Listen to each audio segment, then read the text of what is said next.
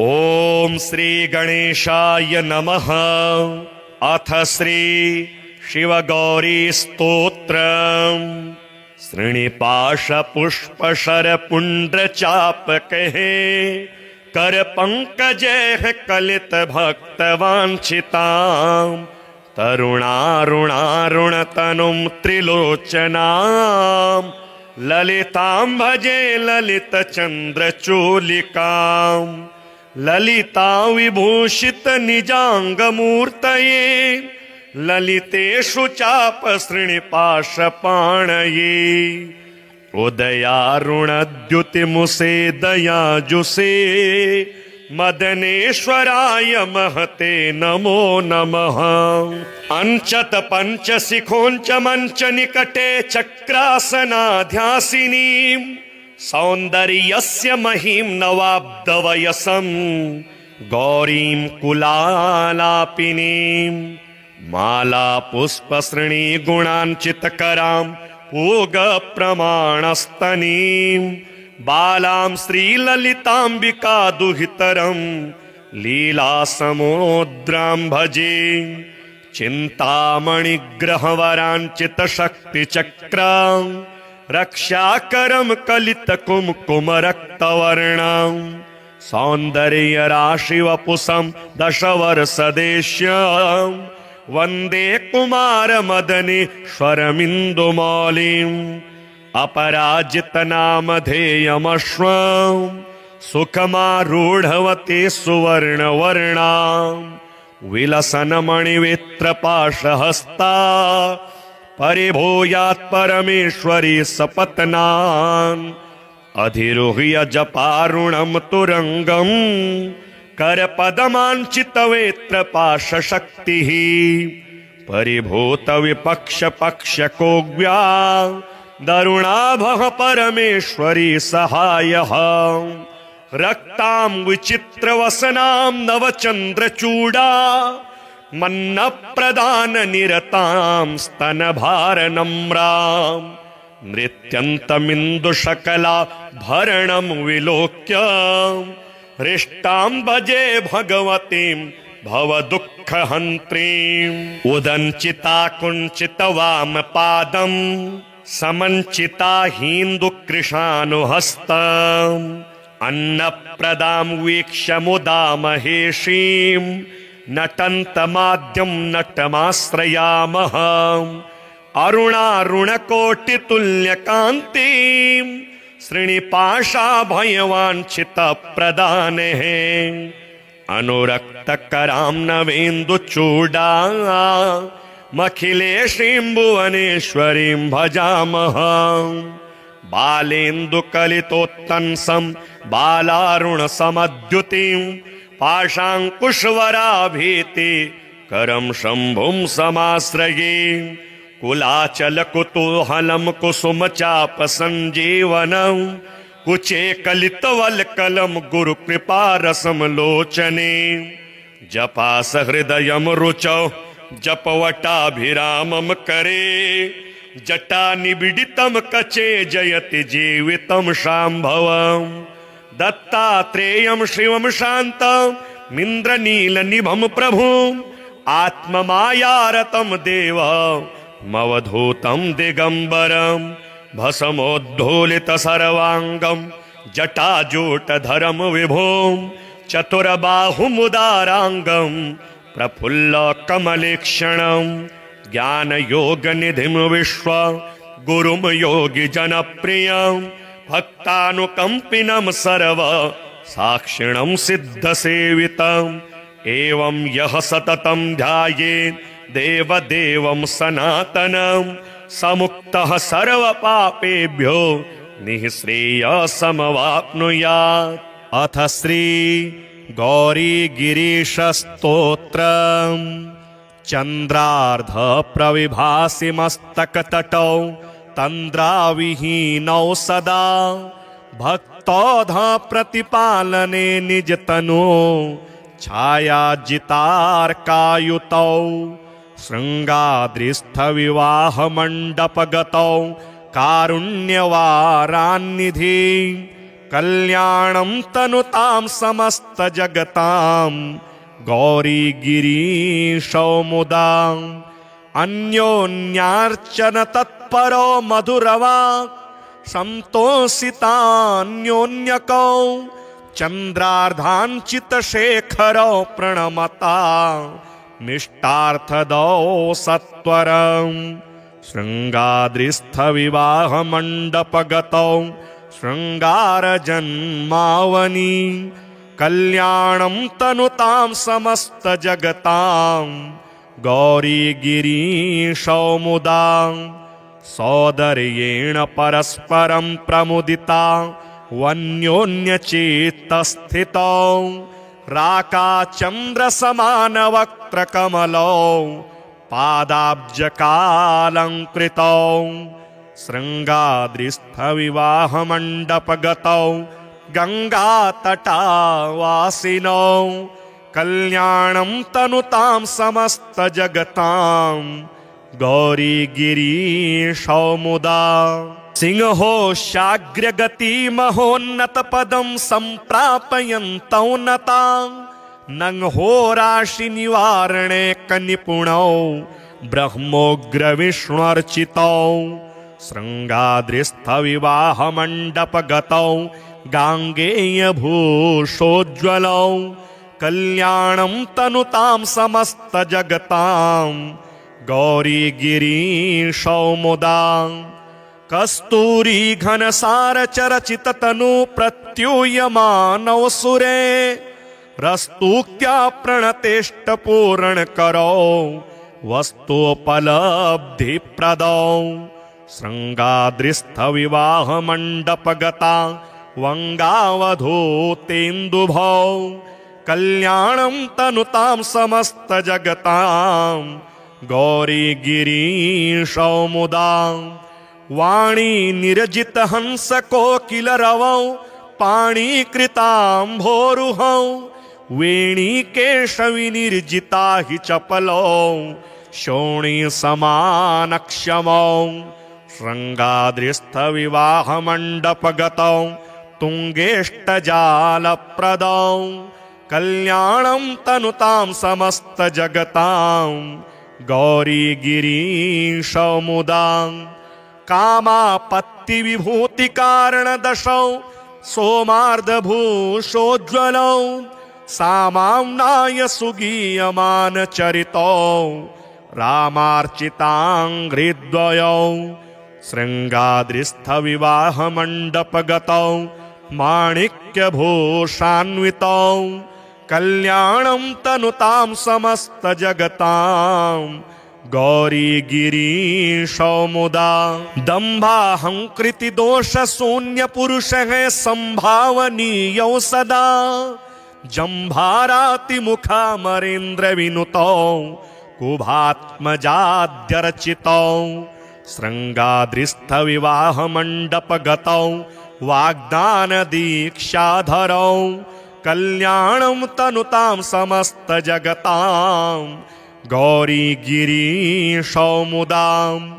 शापानुग्रहशक्तिदाननिपुणौ तापापनोदक्षमौ सोपानक्रमतोऽधिकारिभिरुनु प्राप्यौष्यमासागरौ शृङ्गाद्रिस्थविवाहमण्डपगतौ लावण्यपाथोनिधि कल्याणं तनुतां समस्तजगतां गौरीगिरीशौ मुदा शोणाम्भोरुहतुल्यपादयुगलौ बाणार्चनातोषितौ वीणाधृङ्मुनिगीयमानविभवौ बालारुणाभाम्बरौ शृङ्गाद्रिस्थविवाहमण्डपगतौ तुल्याधिकैर्वर्जितौ कल्याणं तनुतां समस्तजगतां गौरीगिरीशौ मुदा श्रीनिपाशपुष्पशरपुण्ड्रचापकैः करपङ्कजैः कलितभक्तवाञ्छितां तरुणारुणारुणतनुं त्रिलोचनां ललितां भजे ललितचन्द्रचूलिकां ललिता विभूषित निजांगमूर्तये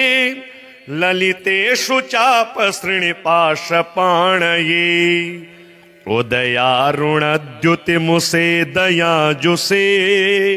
मदनेश्वराय महते नमो नमः। अंचत पंचशिखोंच मंच निकटे चक्रासनाध्यासिनीं सौंदर्यस्य महिं नवाब्दवयसं गौरीं कुलालापिनीं माला पुष्पसृणी गुणांचितकरां पूगप्रमाणस्तनीं बालां श्रीललिताम्बिका दुहितरं लीलासमुद्रां भजे चिन्तामणिग्रहवराञ्चितशक्तिचक्रां रक्षाकरं कलितकुङ्कुमरक्तवर्णां सौन्दर्यराशिवपुषं दशवर्षदेश्यां वन्दे कुमारमदनेश्वरमिन्दुमौलिम् अपराजितनामधेयमश्वं सुखमारूढवते सुवर्णवर्णां विलसन्मणिवित्रपाशहस्ता परिभूयात् परमेश्वरी सपत्नान् अधिरुह्य जपारुणं तुरंगं करपदमाञ्चितवेत्रपाशशक्तिः परिभूतविपक्षपक्षकोग्व्या दरुणाभः परमेश्वरी सहायः रक्तां विचित्रवसनां नवचन्द्रचूडा मन्नप्रदाननिरतां स्तनभारनम्रां नृत्यन्तमिन्दुशकलाभरणं विलोक्य हृष्टां भजे भगवतीं भवदुःखहन्त्रीम् उदञ्चिता कुञ्चितवामपादं समञ्चिता हीन्दुकृशानुहस्तम् अन्नप्रदां वीक्ष्य मुदा महेशीं नटन्तमाद्यं नटमाश्रयामः अरुणारुणकोटितुल्यकान्तिं श्रीनिपाशाभयवाञ्छितप्रदानेः अनुरक्तकरां नवेन्दुचूडा मखिलेशीं भुवनेश्वरीं भजामः बालेन्दुकलितोत्तंसं बालारुणसमद्युतिं पाशाङ्कुशवराभीति करं शम्भुं समाश्रये कुलाचलकुतूहलं कुसुमचापसञ्जीवनं कुचे कलितवल्कलं गुरुकृपारसं लोचने जपासहृदयं रुचौ जपवटाभिरामं करे जटानिबिडितं कचे जयति जीवितं शाम्भवम् दत्तात्रेयं शिवं शान्तमिन्द्रनीलनिभं प्रभुम् आत्ममायारतं देवमवधूतं दिगम्बरं भस्मोद्धूलितसर्वाङ्गं जटाजूटधरं विभुं चतुरबाहुमुदाराङ्गं प्रफुल्लकमलेक्षणं ज्ञानयोगनिधिं विश्व गुरुं योगिजनप्रियं भक्तानुकम्पिनं सर्व साक्षिणं सिद्धसेवितम् एवं यः सततं ध्यायेत् देवदेवं सनातनं समुक्तः सर्वपापेभ्यो निःश्रेयसमवाप्नुयात्। अथ श्री गौरीगिरीशस्तोत्रम् चन्द्रार्ध प्रविभासि मस्तकतटौ तन्द्राविहीनौ सदा भक्तौध प्रतिपालने निजतनु छायाजितार्कायुतौ शृङ्गाद्रिस्थविवाहमण्डपगतौ कारुण्यवारान्निधि कल्याणं तनुतां समस्तजगतां गौरीगिरीशौ मुदा अन्योन्यार्चन तत्परो मधुरवाक् संतोषितान्योन्यकौ चन्द्रार्धाञ्चितशेखरौ प्रणमता मिष्टार्थदौ सत्वरं शृङ्गाद्रिस्थविवाहमण्डपगतौ शृङ्गारजन्मावनि कल्याणं तनुतां समस्त जगतां गौरी गिरीशौ मुदा सौदर्येण परस्परं प्रमुदिता वन्योन्यचित्तस्थितौ राकाचन्द्रसमानवक्त्रकमलौ पादाब्जकालङ्कृतौ शृङ्गाद्रिस्थविवाहमण्डपगतौ गङ्गातटावासिनौ कल्याणं तनुतां समस्तजगतां गौरी गिरीशौ मुदा सिंहो शाग्रगति महोन्नतपदं सम्प्रापयन्तौ नता नंहोराशिनिवारणे कनिपुणौ ब्रह्मोग्रविष्णुर्चितौ शृङ्गाद्रिस्थविवाहमण्डपगतौ गाङ्गेयभूषोज्ज्वलौ कल्याणं तनुतां समस्तजगतां गौरी गिरीशौ मुदा कस्तूरी घनसार चरचित तनु प्रत्यूयमानौ सुरे रस्तुक्त्या प्रणतेष्ट पूर्ण करो वस्तुपलब्धि प्रदौ शृङ्गाद्रिस्थ विवाह मंडपगता वंगावधूतेन्दुभौ कल्याणं तनुतां समस्त जगतां गौरी गिरीशौ मुदा वाणी निरजित हंस कोकिल रवौ पाणीकृतांभोरुहौ वेणी केशवि निर्जिता हि चपलौ शोणी समानक्षमौ शृङ्गाद्रिस्थ विवाह मंडपगतौ तुङ्गेष्टजालप्रदौ कल्याणं तनुतां समस्त जगतां गौरी गिरीशौ मुदा कामापत्ति विभूति कारण दशौ सोमार्धभूषोज्ज्वलौ सामाम्नाय सुगीयमान चरितौ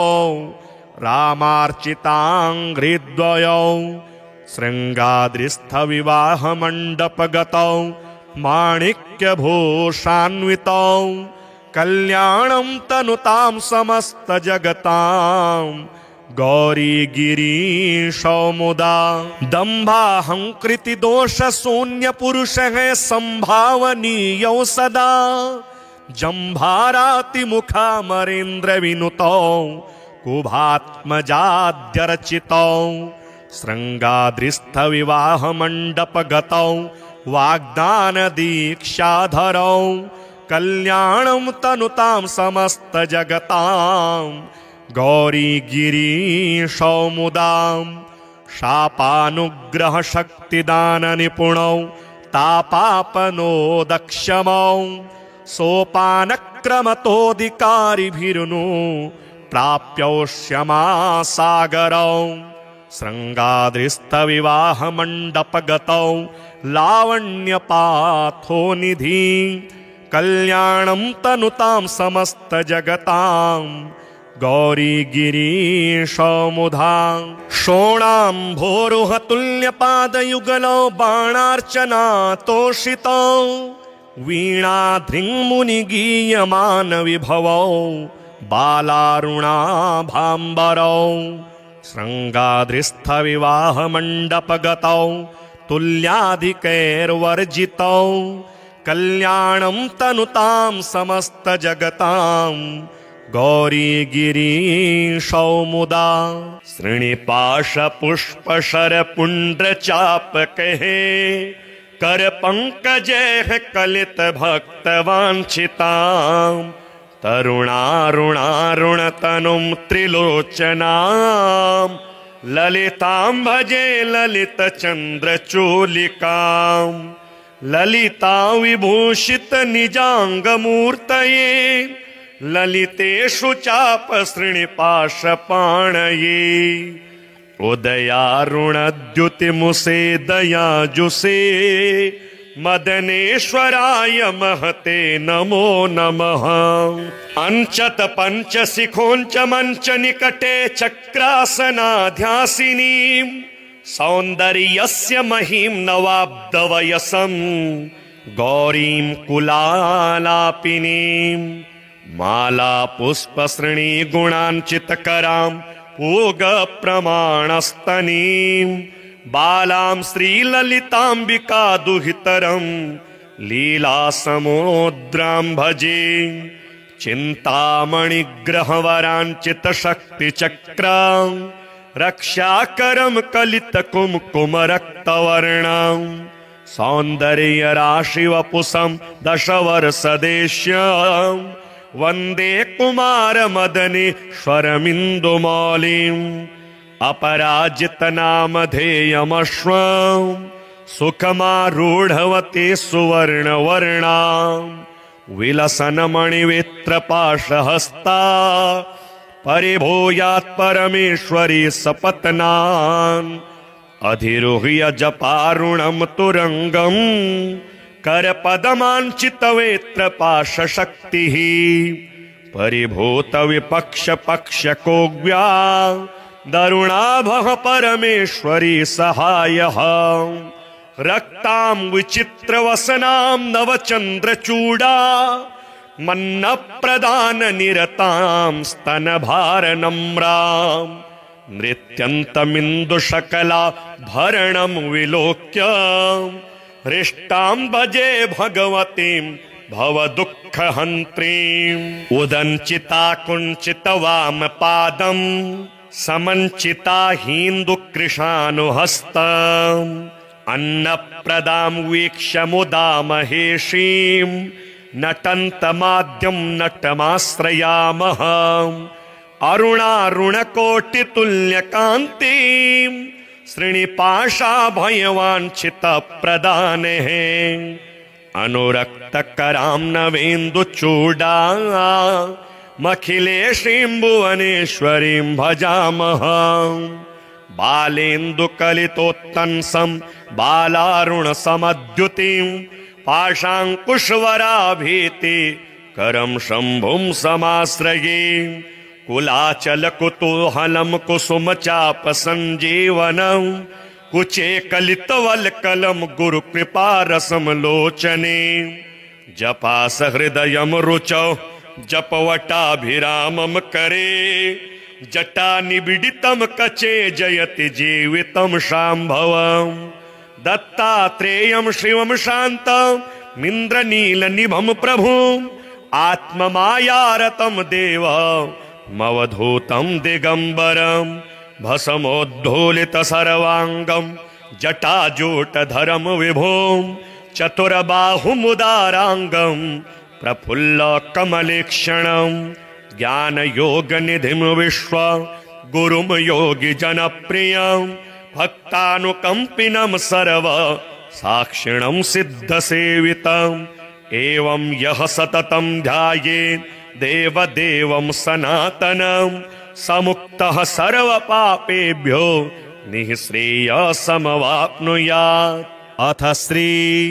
गौरीगिरीशस्तोत्रम् चन्द्रार्ध प्रविभासि मस्तकतटौ तन्द्राविहीनौ सदा भक्तौध प्रतिपालने निजतनो छायाजितार्कायुतौ शृङ्गाद्रिस्थविवाहमण्डपगतौ कारुण्यवारान्निधि कल्याणं तनुतां समस्तजगतां गौरीगिरीशौ मुदा अन्योन्यार्चन तत्परो मधुरवाक् संतोषितान्योन्यकौ चन्द्रार्धाञ्चितशेखरौ प्रणमता निष्ठार्थदौ सत्वरं शृङ्गाद्रिस्थविवाहमण्डपगतौ शृङ्गारजन्मावनि कल्याणं तनुतां समस्तजगतां गौरीगिरीशौ मुदा सौदर्येण परस्परं प्रमुदिता वन्योन्यचित्तस्थितौ राकाचन्द्रसमानवक्त्रकमलौ पादाब्जकालङ्कृतौ शृङ्गाद्रिस्थविवाहमण्डपगतौ गंगातटावासिनो कल्याणं तनुतां समस्तजगतां गौरीगिरीशौ मुदा। सिंहोशाग्रगति महोन्नतपदं सम्प्रापयन्तौ नतां नंहोराशिनिवारणे कनिपुणौ ब्रह्मोग्रविष्णुर्चितौ शृङ्गाद्रिस्थविवाहमण्डपगतौ गाङ्गेयभूषोज्ज्वलौ कल्याणं तनुतां समस्तजगतां गौरीगिरीशौ मुदा। कस्तूरी घनसारचरचिततनु प्रत्यूयमानौ सुरे रस्तुक्त्या प्रणतेष्टपूरणकरौ वस्तुपलब्धिप्रदौ शृङ्गाद्रिस्थविवाहमण्डपगता वङ्गावधूतेन्दुभौ कल्याणं तनुतां समस्तजगतां गौरीगिरीशौ मुदा। वाणी निरजित हंस कोकिलरवौ पाणीकृताम्भोरुहौ वेणीकेशविनिर्जिता हि चपलौ शोणीसमानक्षमौ शृङ्गाद्रिस्थविवाहमण्डपगतौ तुङ्गेष्टजालप्रदौ कल्याणं तनुतां समस्तजगतां गौरीगिरीशौ मुदा। कामापत्तिविभूतिकारणदशौ सोमार्धभूषोज्ज्वलौ सामाम्नाय सुगीयमानचरितौ रामार्चिताङ्घ्रिद्वयौ शृङ्गाद्रिस्थविवाहमण्डपगतौ माणिक्यभूषान्वितौ कल्याणं तनुतां समस्तजगतां गौरीगिरीशौ मुदा। दम्भाहंकृतिदोषशून्यपुरुषः सम्भावनीयौ सदा जम्भारातिमुखामरेन्द्रविनुतौ कुभात्मजाद्यर्चितौ शृङ्गाद्रिस्थविवाहमण्डपगतौ वाग्दानदीक्षाधरौ कल्याणं तनुतां समस्तजगतां गौरीगिरीशौ मुदा। शापानुग्रहशक्तिदाननिपुणौ तापापनोदक्षमौ सोपानक्रमतोऽधिकारिभिरुनु प्राप्यौष्यमासागरौ शृङ्गाद्रिस्थविवाहमण्डपगतौ लावण्यपाथोनिधि कल्याणं तनुतां समस्तजगतां गौरीगिरीशौ मुदा। शोणाम्भोरुहतुल्यपादयुगलौ बाणार्चनातोषितौ वीणाधृङ्मुनिगीयमानविभवौ बालारुणाभाम्बरौ शृङ्गाद्रिस्थविवाहमण्डपगतौ तुल्याधिकैर्वर्जितौ कल्याणं तनुतां समस्तजगतां गौरीगिरीशौ मुदा। श्रीनिपाशपुष्पशरपुण्ड्रचापकैः करपङ्कजैः कलितभक्तवाञ्छितां तरुणारुणारुणतनुं त्रिलोचनां ललितां भजे ललितचन्द्रचूलिकां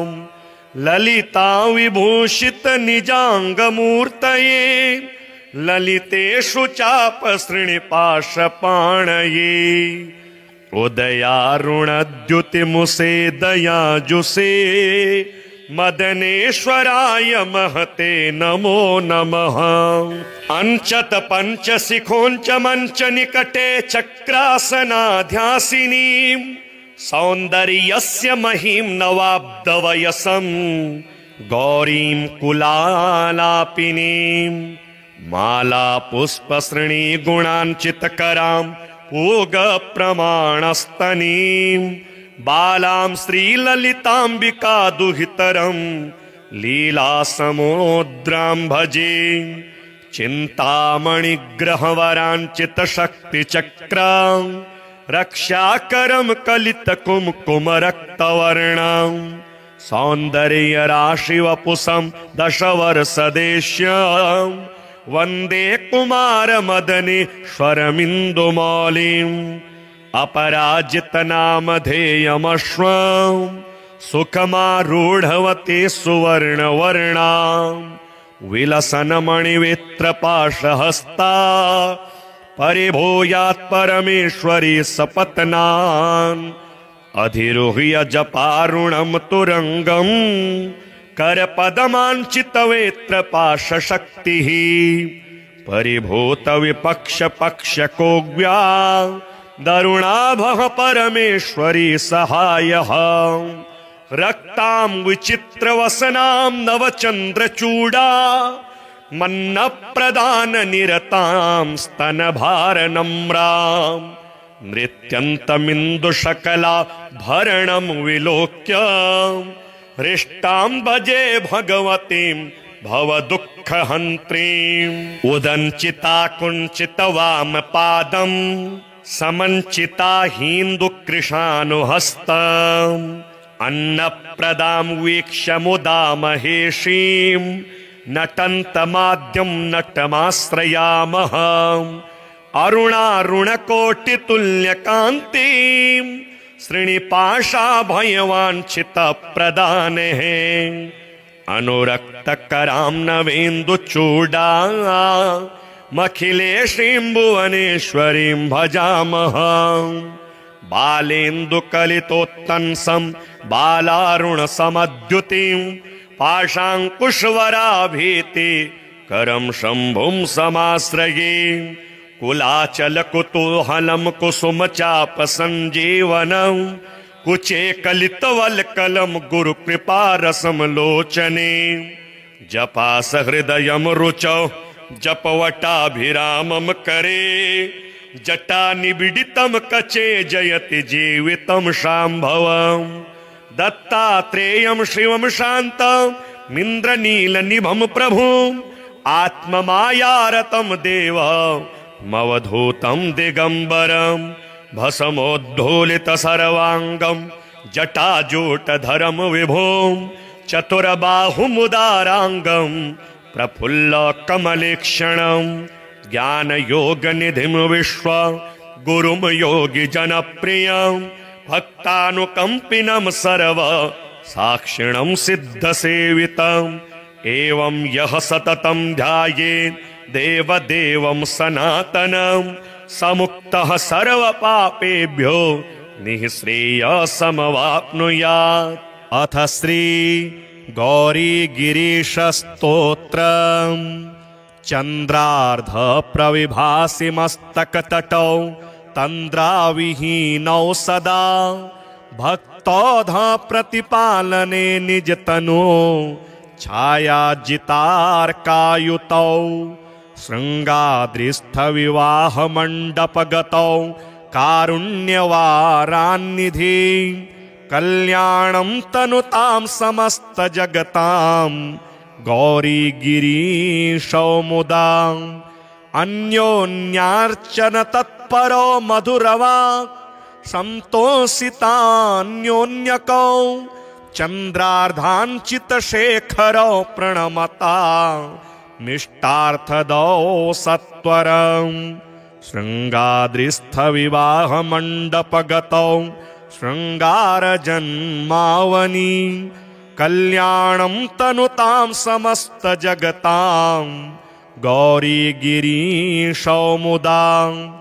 सौदर्येण परस्परं प्रमुदिता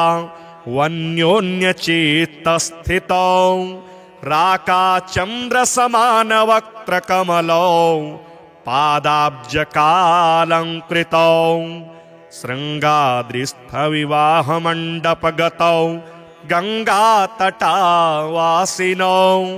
कल्याणं तनुतां समस्तजगतां गौरीगिरीशौ मुदा सिंहोशाग्रगति महोन्नतपदं सम्प्रापयन्तौ नता नंहोराशिनिवारणे कनिपुणौ ब्रह्मोग्रविष्णुर्चितौ शृङ्गाद्रिस्थविवाहमण्डपगतौ गाङ्गेयभूषोज्ज्वलौ कल्याणं तनुतां समस्तजगतां गौरीगिरीशौ मुदा कस्तूरी घनसारचरचिततनु प्रत्यूयमानौ सुरे रस्तूक्त्या प्रणतेष्टपूरणकरौ वस्तुपलब्धिप्रदौ शृङ्गाद्रिस्थविवाहमण्डपगता वङ्गावधूतेन्दुभौ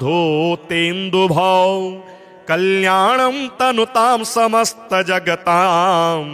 गौरीगिरीशौ मुदा वाणी निर्जितहंसकोकिलरवौ पाणीकृताम्भोरुहौ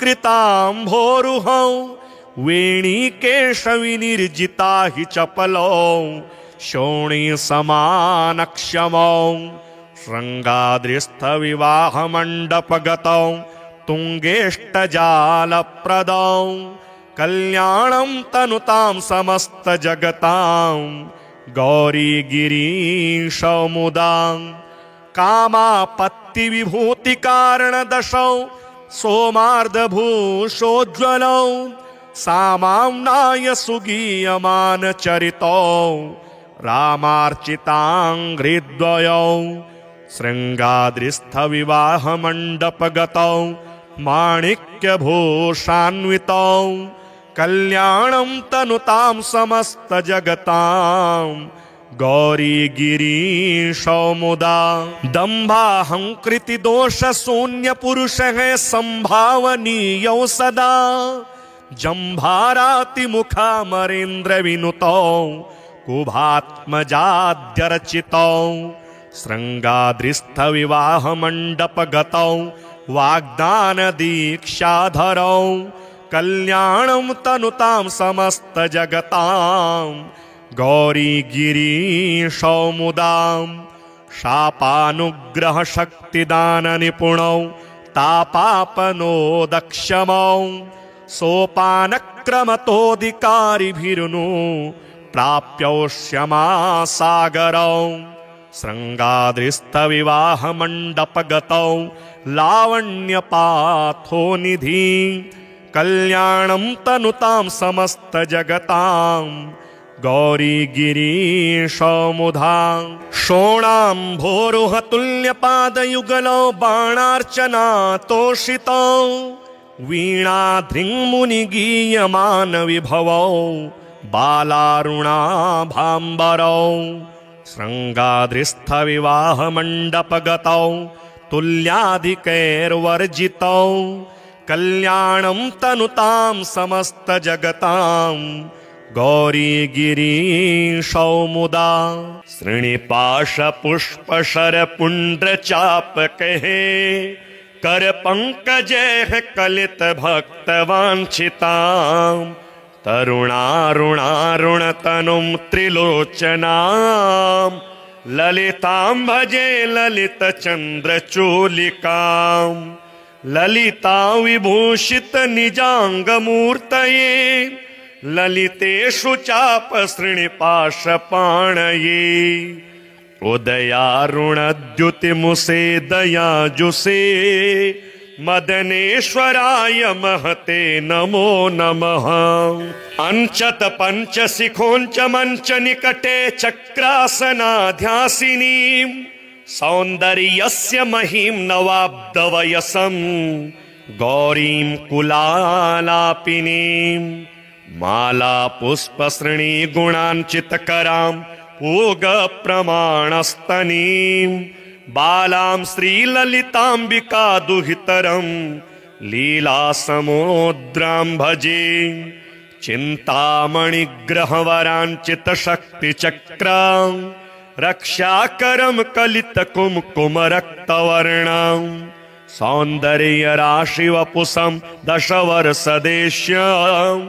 वन्दे कुमारमदनेश्वरमिन्दुमौलिम् अपराजितनामधेयमश्वं सुखमारूढवती सुवर्णवर्णां विलसन्मणिवित्रपाशहस्ता परिभूयात् परमेश्वरी सपत्नान् अधिरुह्य जपारुणं तुरङ्गं करपदमाञ्चितवेत्र पाशशक्तिः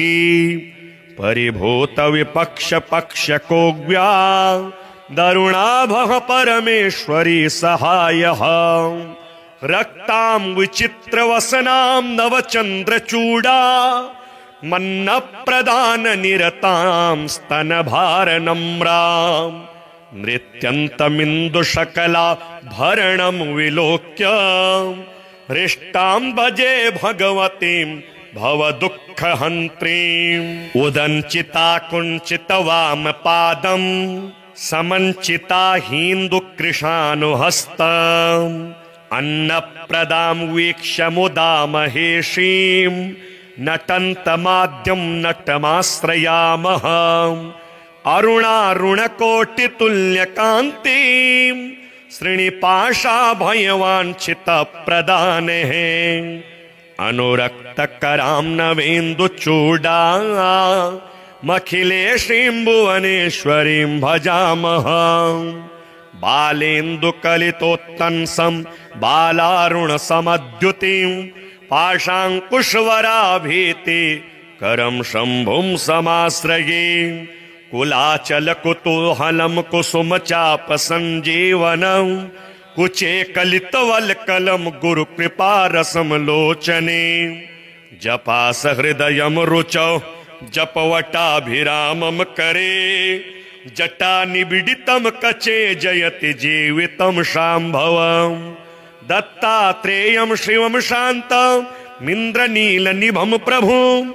आत्ममायारतं देवमवधूतं दिगम्बरं भस्मोद्धूलितसर्वाङ्गं जटाजूटधरं विभुं चतुरबाहुमुदाराङ्गं प्रफुल्लकमलेक्षणं ज्ञानयोगनिधिं विश्व गुरुं योगिजनप्रियं भक्तानुकम्पिनं सर्व साक्षिणं सिद्धसेवितम् एवं यः सततं ध्यायेत् देवदेवं सनातनं समुक्तः सर्वपापेभ्यो निःश्रेयसमवाप्नुयात्। अथ श्री गौरीगिरीशस्तोत्रम् चन्द्रार्ध प्रविभासि मस्तकतटौ तन्द्राविहीनौ सदा भक्तौध प्रतिपालने निजतनो छायाजितार्कायुतौ शृङ्गाद्रिस्थविवाहमण्डपगतौ कारुण्यवारान्निधि कल्याणं तनुतां समस्तजगतां गौरीगिरीशौ मुदा अन्योन्यार्चन तत्परो मधुरवाक् सन्तोषितान्योन्यकौ चन्द्रार्धाञ्चितशेखरौ प्रणमता निष्ठार्थदौ सत्वरम् शृङ्गाद्रिस्थविवाहमण्डपगतौ शृङ्गारजन्मावनि कल्याणं तनुतां समस्तजगतां गौरीगिरीशौ मुदा सौदर्येण परस्परं प्रमुदिता वन्योन्यचित्तस्थितौ राकाचन्द्रसमानवक्त्रकमलौ पादाब्जकालङ्कृतौ शृङ्गाद्रिस्थविवाहमण्डपगतौ गङ्गातटावासिनौ कल्याणं तनुतां समस्तजगतां गौरीगिरीशौ मुदा सिंहोशाग्रगतिमहोन्नतपदं सम्प्रापयन्तौ नतां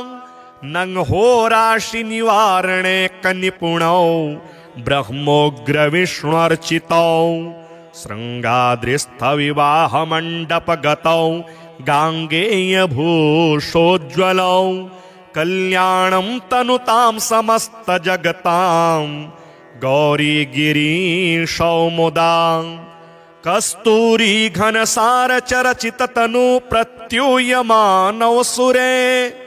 रस्तूक्त्या प्रणतेष्टपूरणकरौ वस्तुपलब्धिप्रदौ शृङ्गाद्रिस्थविवाहमण्डपगता वङ्गावधूतेन्दुभौ कल्याणं तनुतां समस्तजगतां गौरी गिरीशौमुदां वाणी निरजित हंस कोकिल रवौ पाणीकृताम्भोरुहौ वेणी केशवि निर्जिता हि चपलौ शोणी समानक्षमौ शृंगाद्रिस्थ विवाह मंडपगतौ तुंगेष्टजालप्रदौ कल्याणं तनुतां समस्त जगतां गौरी गिरीशौमुदां कामापत्ति विभूति कारण दशौ सोमार्धभूषोज्ज्वलौ सामाम्नाय सुगीयमान चरितौ रामार्चिताङ्घ्रिद्वयौ शृंगाद्रिस्थ विवाह मंडपगतौ माणिक्यभूषान्वितौ कल्याणं तनुतां समस्त जगतां गौरी गिरीशौमुदां दम्भाहंकृति दोष शून्य पुरुष है संभावनीयौ सदा जंभाराति मुखामरेन्द्र विनुतौ कुभात्मजाद्यर्चितौ शृंगाद्रिस्थ विवाह मंडपगतौ वाग्दान दीक्षाधरौ कल्याणं तनुतां समस्त जगतां गौरी गिरीशौमुदां शापानुग्रह शक्तिदान निपुणौ तापापनोदक्षमौ सोपानक्रमतोऽधिकारिभिर्नु प्राप्यौष्यमासागरौ शृंगाद्रिस्थ विवाह मंडपगतौ लावण्यपाथोनिधि कल्याणं तनुतां समस्त जगतां गौरी गिरीशौमुदां शोणाम्भोरुह तुल्यपादयुगलौ बाणार्चना तोषितौ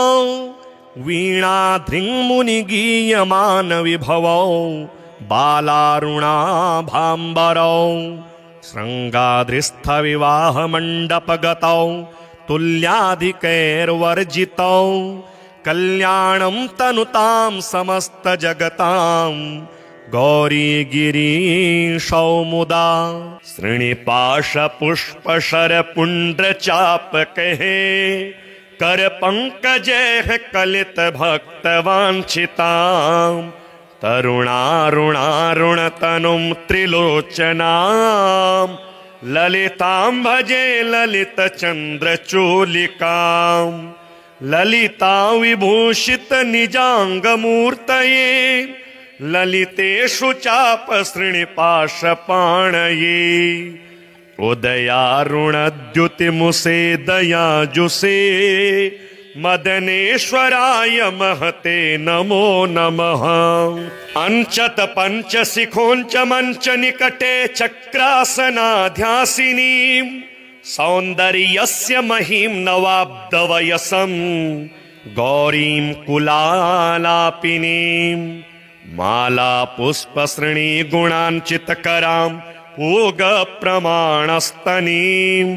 बालां श्रीललितांबिका दुहितरं लीला समुद्रां भजे चिंतामणिग्रहवरांचित शक्तिचक्रां रक्षाकरं कलित कुमकुम रक्तवर्णां सौंदर्य राशि वपुषं दशवर्षदेश्यां वंदे कुमार मदनेश्वरमिन्दुमौलिम् अपराजित नामधेयमश्वं सुखमारूढवती सुवर्णवर्णां विलसन्मणिवित्रपाशहस्ता परिभूयात् परमेश्वरी सपत्नान् अधिरोह्य जपारुणं तुरंगं करपदमाञ्चितवेत्रपाशशक्तिः परिभूत विपक्ष पक्ष कोग्व्या दरुणाभः परमेश्वरी सहायः रक्तां विचित्रवसनां नवचन्द्रचूडा मन्नप्रदान निरतां स्तनभारनम्रां नृत्यन्तमिन्दुशकला भरणं विलोक्य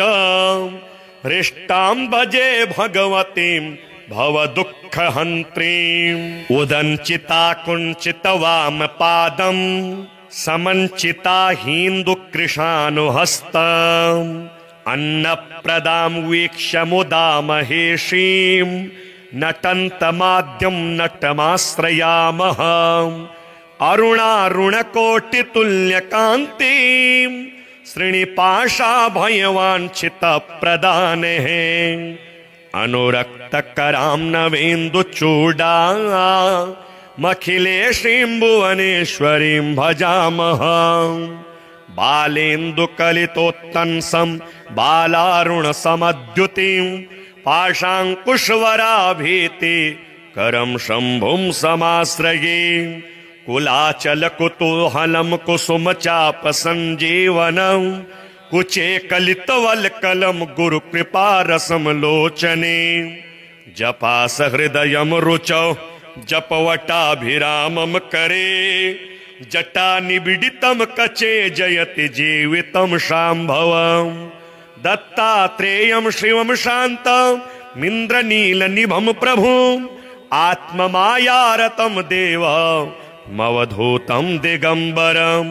भस्मोद्धूलितसर्वाङ्गं जटाजूटधरं विभुं चतुर्बाहुमुदाराङ्गं प्रफुल्लकमलेक्षणं ज्ञानयोगनिधिं विश्व गुरुं योगिजनप्रियं भक्तानुकम्पिनं सर्व साक्षिणं सिद्धसेवितम् एवं यः सततं ध्यायेत् देवदेवं सनातनं समुक्तः सर्वपापेभ्यो निःश्रेयसमवाप्नुयात्। अथ श्री गौरीगिरीशस्तोत्रम् चन्द्रार्ध प्रविभासि मस्तकतटौ तन्द्राविहीनौ सदा भक्तौध प्रतिपालने निजतनो छायाजितार्कायुतौ शृङ्गाद्रिस्थविवाहमण्डपगतौ कारुण्यवारान्निधि कल्याणं तनुतां समस्तजगतां गौरीगिरीशौ मुदा अन्योन्यार्चन तत्परो मधुरवाक् सन्तोषितान्योन्यकौ चन्द्रार्धाञ्चितशेखरौ प्रणमता निष्टार्थदौ सत्वरम् शृङ्गाद्रिस्थविवाहमण्डपगतौ शृङ्गारजन्मावनि कल्याणं तनुतां समस्तजगतां गौरीगिरीशौ मुदा सौदर्येण परस्परं प्रमुदिता वन्योन्यचित्तस्थितौ राकाचन्द्रसमानवक्त्रकमलौ पादाब्जकालङ्कृतौ शृङ्गाद्रिस्थविवाहमण्डपगतौ गङ्गातटावासिनौ कल्याणं तनुतां समस्तजगतां गौरीगिरीशौ मुदा सिंहोशाग्रगतिमहोन्नतपदं सम्प्रापयन्तौ नतां नंहोराशिनिवारणे कनिपुणौ ब्रह्मोग्रविष्णुर्चितौ शृङ्गाद्रिस्थविवाहमण्डपगतौ गाङ्गेयभूषोज्ज्वलौ कल्याणं तनुतां समस्तजगतां गौरीगिरीशौ मुदा कस्तूरी घनसारचरचिततनु प्रत्यूयमानौ सुरे रस्तुक्त्या प्रणतेष्टपूरणकरौ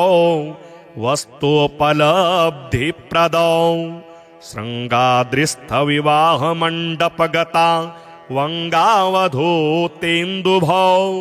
कल्याणं तनुतां समस्तजगतां गौरीगिरीशौ मुदा वाणी निरजितहंसकोकिलरवौ पाणिकृताम्भोरुहौ वेणीकेशविनिर्जिता हि चपलौ शोणीसमानक्षमौ शृङ्गाद्रिस्थविवाहमण्डपगतौ तुङ्गेष्टजालप्रदौ कल्याणं तनुतां समस्तजगतां गौरीगिरीशमुदां कामापत्तिविभूतिकारणदशौ सोमार्धभूषोज्ज्वलौ सामाम्नाय सुगीयमानचरितौ रामार्चिताङ्घ्रिद्वयौ शृङ्गाद्रिस्थविवाहमण्डपगतौ माणिक्यभूषान्वितौ कल्याणं तनुतां समस्तजगतां गौरीगिरीशमुदा दम्भाहङ्कृतिदोषशून्यपुरुषः सम्भावनीयौ सदा जम्भारातिमुखामरेन्द्रविनुतौ कुभात्मजाद्यर्चितौ शृङ्गाद्रिस्थविवाहमण्डपगतौ वाग्दानदीक्षाधरौ कल्याणं तनुतां समस्तजगतां गौरीगिरीशमुदां शापानुग्रहशक्तिदाननिपुणौ तापापनोदक्षमौ सोपानक्रमतोऽधिकारिभिरुनु प्राप्यौष्यमासागरौ शृङ्गाद्रिस्थविवाहमण्डपगतौ लावण्यपाथोनिधि कल्याणं तनुतां समस्तजगतां गौरीगिरीशमुधां शोणाम्भोरुहतुल्यपादयुगलौ बाणार्चनातोषितौ वीणाधृङ्मुनिगीयमानविभवौ बालारुणाभाम्बरौ शृङ्गाद्रिस्थविवाहमण्डपगतौ तुल्याधिकैर्वर्जितौ कल्याणं तनुतां समस्तजगतां गौरीगिरीशमुदा।